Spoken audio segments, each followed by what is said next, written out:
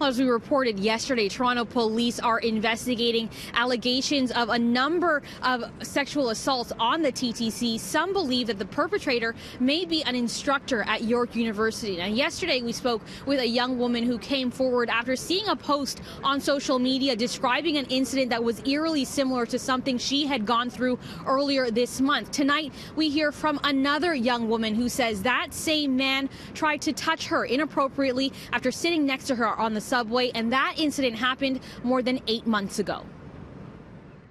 The hand that was like the farthest away from me was under his jacket, and through that he was hovering over my right breast, and then he did make contact, like he did touch me.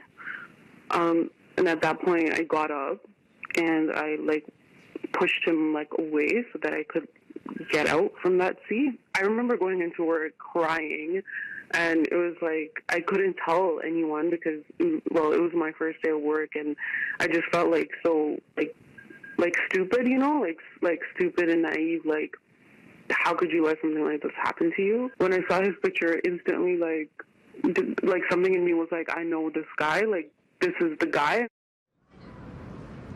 Now, last week, this photo was shared online recounting a similar incident where a man sat beside a young girl on the subway and allegedly brushed his hand along the side of her breast. Some users identified him as a professor at York University. The university confirms it is taking the allegations seriously and has since removed the accused from teaching while Toronto police investigate. Now, that post garnered numerous comments from women saying they had experienced similar situations similar behavior from the same man on the TTC. Now, both the women we spoke with today and yesterday described feeling paralyzed in the moment, unable to react or say anything, and feeling embarrassed that they had somehow allowed it to happen. One counselor who works with survivors of sexual violence tells us that reaction is extremely common.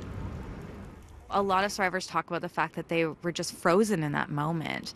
And it's the most common reaction that survivors have, yet they feel so much guilt and shame about that. The person that should be guilty and feel shamed is the person who did the act of violence, never the person that was harmed. Sexual violence happens. The person that's being done to, the survivor, can go, well, maybe it's not so bad, or maybe it wasn't a big deal, or maybe it's all in my mind.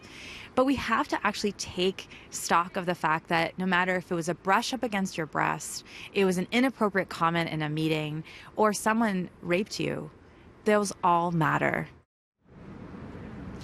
Now, Toronto police say they are asking anyone who has experienced anything similar to come forward. They also say they have not identified any suspects at the moment, and no charges or arrests have been made.